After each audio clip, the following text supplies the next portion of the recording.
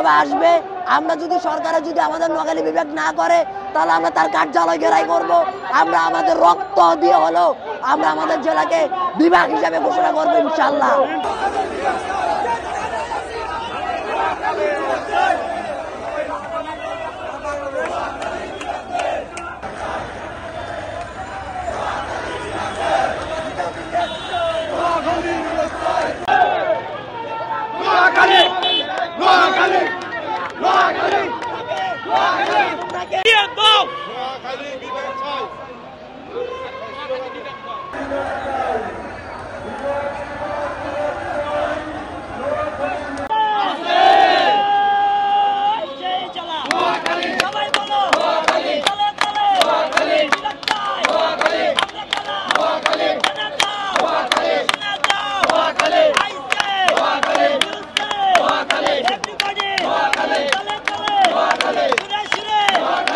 অবরোধ করে দেবে, কুমিল্লাবাসীদের সাথে চট্টগ্রামের কোনো চলাচল করতে দেবে না।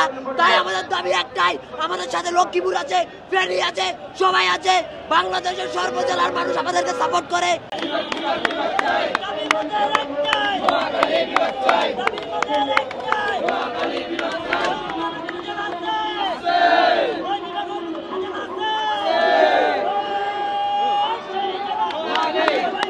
আজকে নোয়াখালী বিভাগের দাবিতে যেই মানববন্ধন হচ্ছে ওটাতে আমরা অংশগ্রহণ করেছি।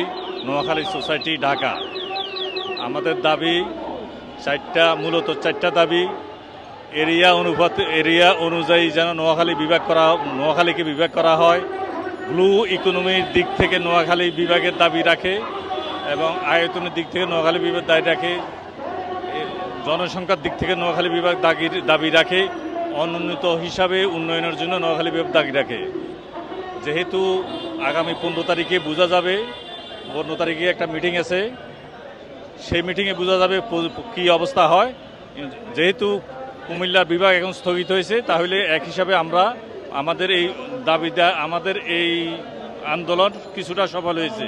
আমরা বৃহত্তর নোয়াখালী জেলা, আমাদের বৃহত্তর বাংলাদেশের ভিতর বৃহত্তর নোয়াখালী জেলা, আমরা বাংলাদেশের উন্নত জেলা 1 নম্বর জেলা হিসেবে আমরা চাই আমাদের বৃহত্তর নোয়াখালী জেলা, আমরা একটি বিভাগ চাই। আসলে নোয়াখালী বিভাগটা আমাদের অধিকার, এই ন্যায্য অধিকারের জন্য মাননীয় উপদেষ্টা কমিটির ডক্টর প্রফেসর ইউনূস সাহেবকে বলবো, নোয়াখালী বিভাগ একটা যৌক্তিক দাবি। আপনি এই নোয়াখালী বিভাগকে অতি অবিলম্বে বিভাগ ঘোষণা করেন।